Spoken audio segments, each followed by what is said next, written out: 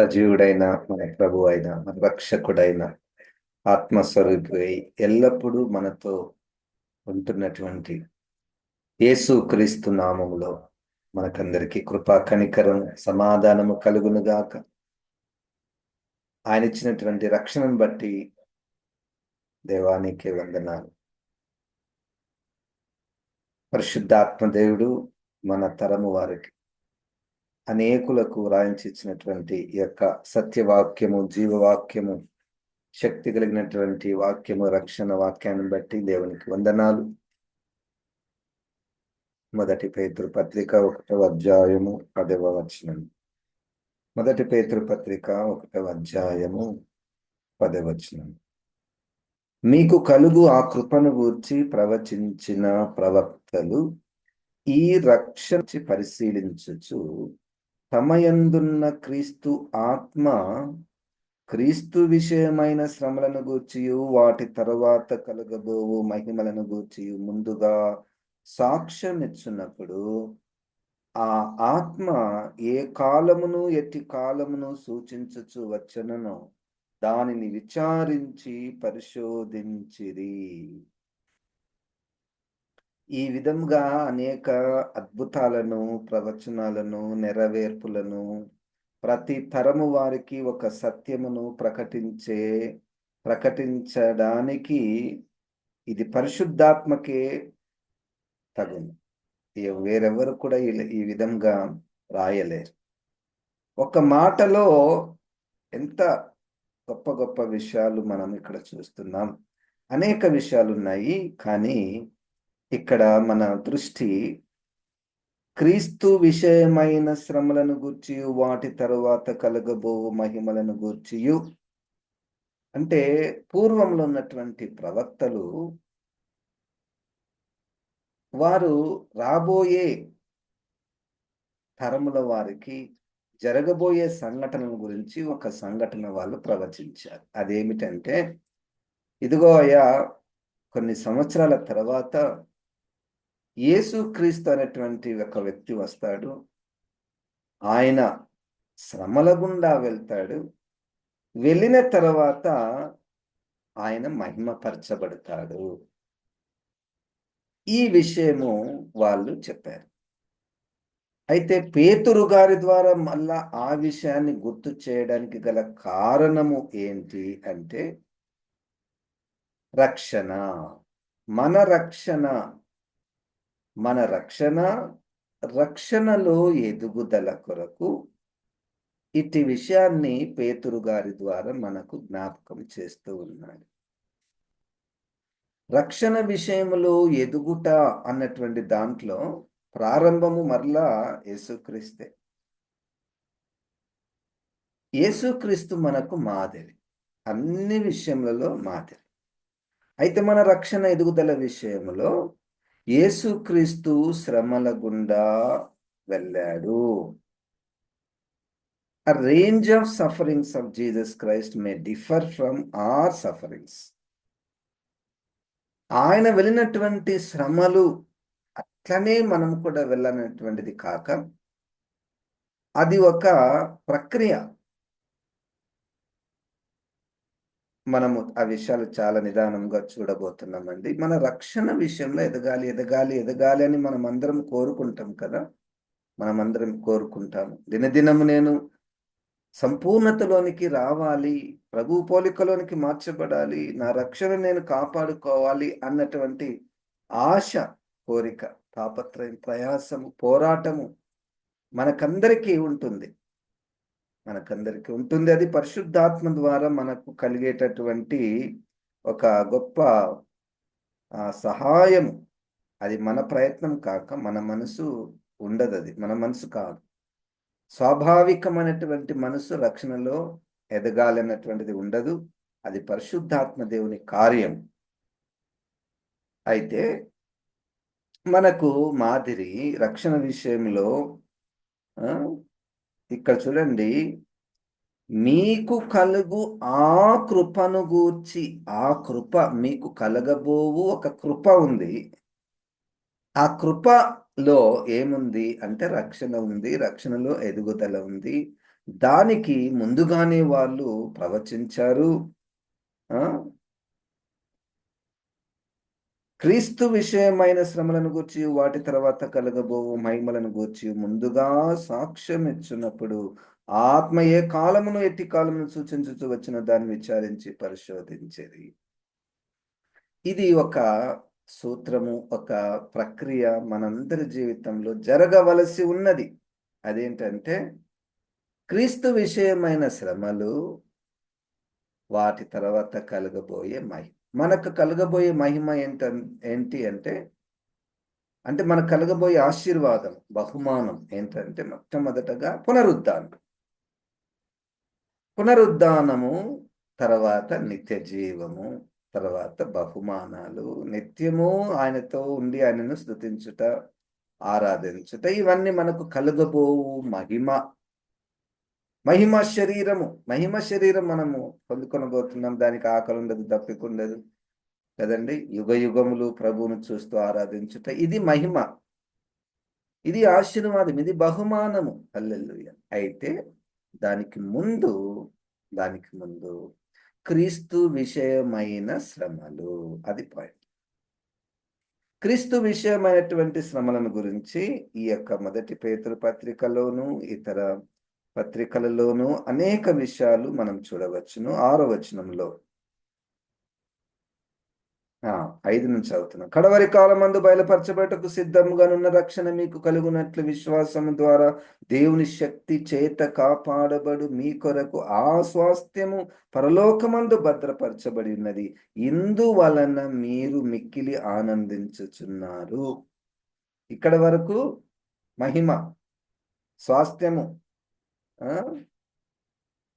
చాలా సంతోషం, ఆనందిస్తున్నాం. అయితే గాని అవసరమును బట్టి నానా విధములైన శోధనల చేత ప్రస్తుతము నా కొంచెము కాలము మీకు దుఃఖము కలుగుచున్నది.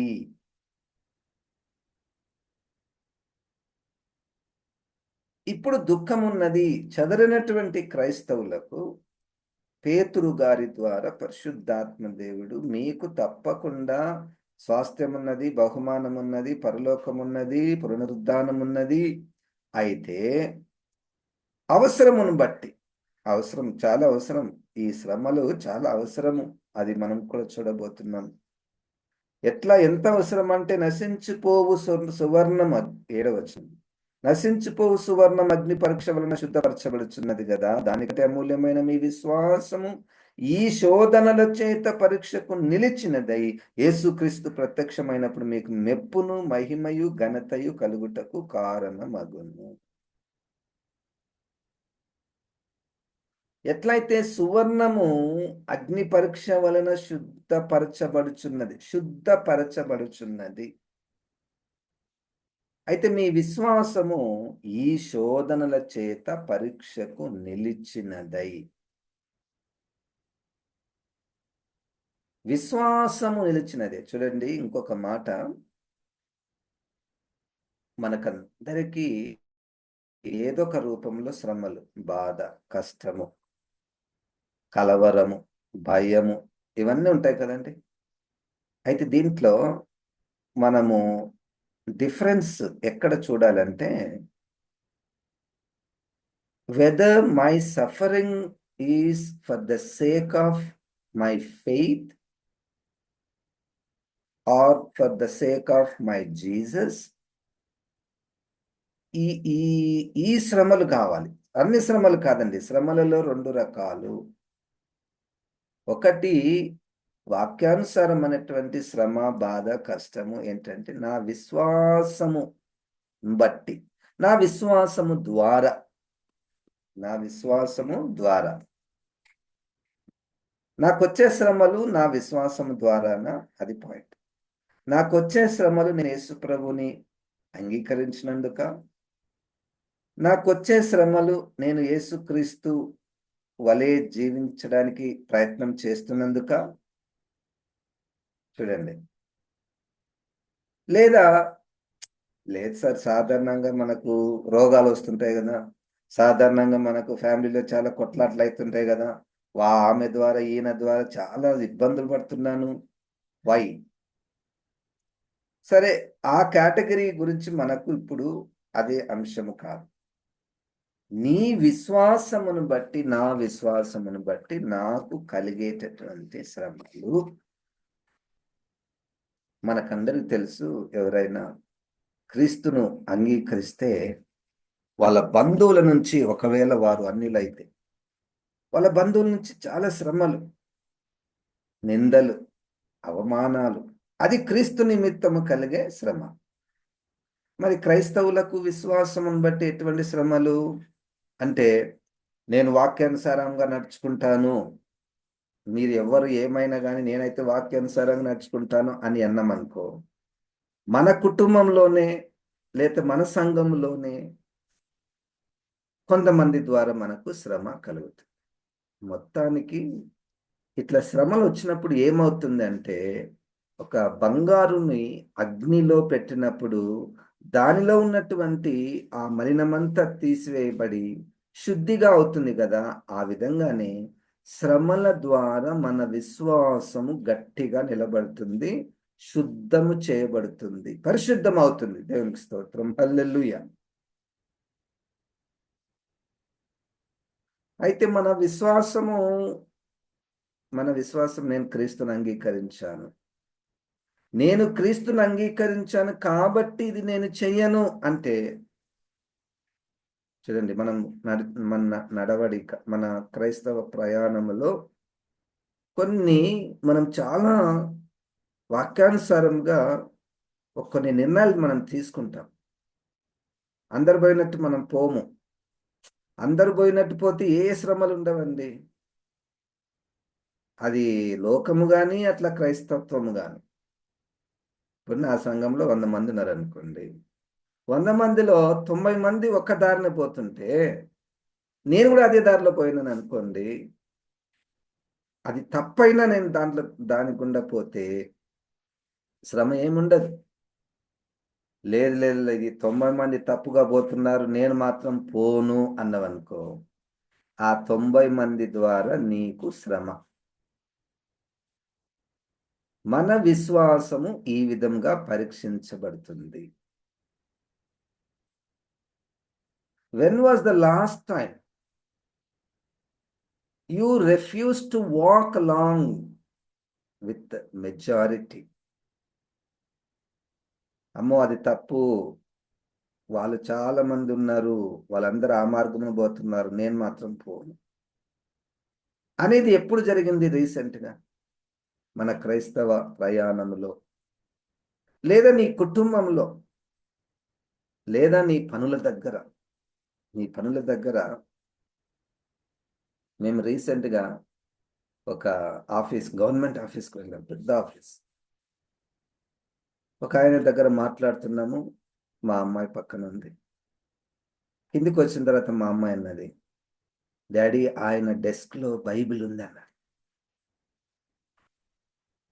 ఆయన డెస్క్లో బైబిల్ ఉంది. గవర్నమెంట్ ఆఫీస్లో డెస్క్లో బైబిల్ ఉంది అంటే, ఈ తరములో సాధారణంగా ఇన్ జనరల్ క్రైస్తవుణ్ణి నేనని చెప్పుకోవడానికి కష్టం. నిజంగానే కష్టం. ఇన్ జనరల్ అన్ని దగ్గర కాకపోవచ్చు. మన చుట్టూ ఎట్లా ఉన్నారంటే, క్రైస్తవ విశ్వాసమన్నా, క్రైస్తవుల దేవుడైనా, క్రైస్తవులైనా ఒక ద్వేషముతో ఉన్నారు. ఇట్టి పరిస్థితులలో ఒక వ్యక్తి బైబిల్ని తన ఆఫీసులో, తన డెస్క్లో పెట్టుకుంటున్నాడు. ఇక ఆయన మీద ఎంత విషపు చూపు ఉంటుందో. మేబీ ఆయన కూడా ఆఫీసర్ కాబట్టి ఎవరు ఏమని అనకపోవచ్చు, కానీ ఒక ద్వేషము కదండి, ఒక ద్వేషం.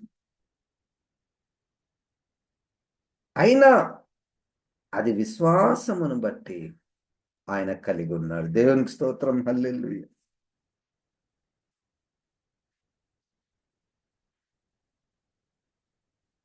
ఇంకొక దగ్గర ఇది కూడా నేను చాలా గవర్నమెంట్ హాస్పిటల్‌లో ఒక ఆయన దగ్గర వెళ్ళాను నేను. చాలా కాలం కిందట. ఒక 20 సంవత్సరాల క్రిందట. ఆయన టేబుల్ ఉంది. ఆయన టేబుల్ వెనక క్రిస్టియన్ క్యాలెండర్ ఉంది. ఆయన టీచ్ చేస్తాడు చాలా మెడికల్ స్టూడెంట్స్‌కి. ఆయన దగ్గరికి వస్తున్నారు, పోతున్నారు, వస్తున్నారు, పోతున్నారు. ఆయన టేబుల్ మీద బైబిల్ ఉంది. హల్లెలూయా! ఆయన పెద్ద ఇన్‌స్టిట్యూషన్ హాస్పిటల్, గవర్నమెంట్ హాస్పిటల్ అంటే ఎంతమంది ఆయన దగ్గరికి నర్సులు, స్టూడెంట్స్, డాక్టర్స్ వస్తుంటారు, పోతుంటారు, వస్తుంటారు, పోతుంటారు. ఈయన క్రైస్తవుడు. సాధారణంగా మన వెనక క్రిస్టియన్ క్యాలెండర్ ఉండి, మన టేబుల్ మీద బైబిల్ ఉంటే ఆ! అంటే ఈరోజు ఏందంటే, మనకు కలుగబోయే మహిమ, స్వాస్థ్యము, పునరుద్ధానము, నిత్య జీవానికి ముందు క్రీస్తు నిమిత్తము, క్రీస్తు కొరకు శ్రమ. అది క్రీస్తుతో ప్రారంభమైంది. దేవునికి స్తోత్రం. అది మనకు దేవుడు చూపించాడు. అదే గదా! ఇప్పుడు పరిశుద్ధాత్మ దేవుడు మనకేదైనా బోధించాలంటే పలానాయనను చూపించి, ఇదిగో ఈయన ఇట్లా జరిగింది ఈయన జీవితంలో మీరు గూడా ఇట్లా. ఇంతకుముందు మనము మొదటి రాజులు 11వ అధ్యాయం ధ్యానించినప్పుడు, ఇదిగో అయ్యా మీ ఇంట్లో ఈయన దావీదు గారున్నారు. ఈ దావీదు గారుల వల్లే మీరు మీ దగ్గర నాకెవరు కనపడడం లేదే. అట్లా. యేసుక్రీస్తు వలే చిన్నగానైనా, పెద్దగానైనా మనకందరికైతే పునరుద్ధానం ఒకటి అందరం తిరిగి లేస్తాం. అయితే క్రీస్తు నిమిత్తము శ్రమల గుండా వెళ్ళట. వస్తది. అవకాశం వస్తది. తప్పకుండా వస్తది. దాన్ని తప్పించుకునే ప్రయత్నం కూడా మనకొస్తుంది. దాన్ని తప్పించుకునే అవకాశం గూడా వస్తది. ఎందుకు సార్ శ్రమ అనవసరంగా? కదండీ! ఇప్పుడు నేను క్రైస్తవుడిని గాబట్టి నేను ఈ విషయంలో నేను అబద్ధమాడను అని మనం తీర్మానం తీసుకుంటాం గదా! కొన్ని సందర్భాలొస్తాయి. ఎవ్వరుండరు. చిన్న అబద్ధమే గదా! అని ఆడేస్తాం. అబద్ధం ఆడకపోతే చిన్న శ్రమ. అరే! రాదేమో, ఒప్పుకోరేమో, సిగ్నేచర్ చెయ్యరేమో, నిజం జెప్తే సిగ్నేచర్ జేయరేమో, మనకు రావాల్సింది రాదేమో నిజం జెప్తే. కదండీ! ఒకాయన అంటాడు క్రైస్తవుడు, "సార్ మా పనే అబద్దాలాడడం. అబద్దాలాడితేనే ఇది వ్యాపారం జరుగుతది సార్. లేకపోతే జరగదు." మళ్ళా పెద్ద ఐడెంటిటీ మన గుర్తింపు ఎట్లుంటదంటే నేను పాస్టర్. నువ్వు నీ ఐడెంటిటీ మంచి క్రైస్తవురాలు. నో. క్రీస్తు నిమిత్తము శ్రమల గుండా వెళ్ళుట. ప్రతిరోజు మీరు నిదానంగా, నిదానంగా నా జీవితాన్ని నేను పరిశీలించుకుంటే, క్రీస్తు నిమిత్తము చిన్న చిన్న శ్రమలు, ద్వేషాలు మన మీద ద్వేషం వచ్చేస్తాయి.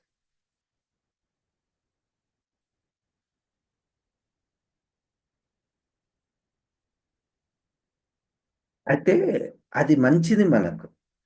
ఎట్లా మంచిదంటే మన విశ్వాసము శుద్ధము చేయబడుతుంది. గట్టిగా అయితాం. శ్రమలు వచ్చినప్పుడు ఆహా! ఇది నా విశ్వాసంకు సంబంధించిన శ్రమనే. నేను దీనికి నిలబడాలి అని పరిశుద్ధాత్మ దేవుడు మనకు గట్టి మనసివ్వాలి. మొండి మనసివ్వాలి. అవతల వాళ్ళకు వెర్రితనముగా కనపడతది. అవతల వాళ్ళకు వెర్రితనముగా కనపడుతుంది. కానీ గట్టిగా నిలబడాలి.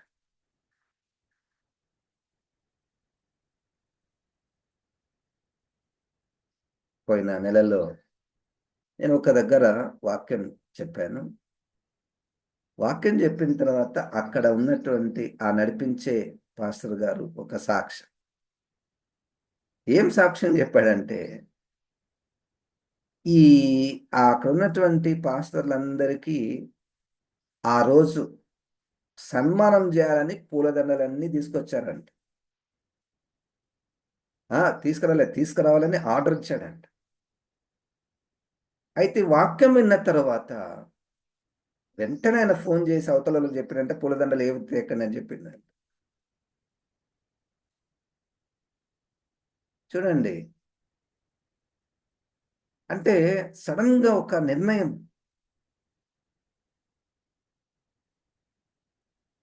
ఒక కష్టం. క్రీస్తు కొరకు గట్టిగా నిలబడట. క్రీస్తు కొరకు గట్టిగా నిలబడట. పరిశుద్ధాత్మ దేవుడు ఆ అవకాశం ఇచ్చినప్పుడు, నా నిమిత్తము నువ్వు ఈ శ్రమ గుండా వెళ్ళు అని అవకాశం ఇచ్చినప్పుడు, దాని గుండా పోతేనే మన విశ్వాసము శుద్ధము చేయబడుతుంది. No other alternative to strengthen our faith. శ్రమలు ఎందుకు సార్? అనవసరంగా బాగా ప్రార్థన చేసుకుంటే విశ్వాసం పెరుగుతుంది కదా, వాక్యం చదివితే బాగా విశ్వాసం పెరుగుతుంది కదా.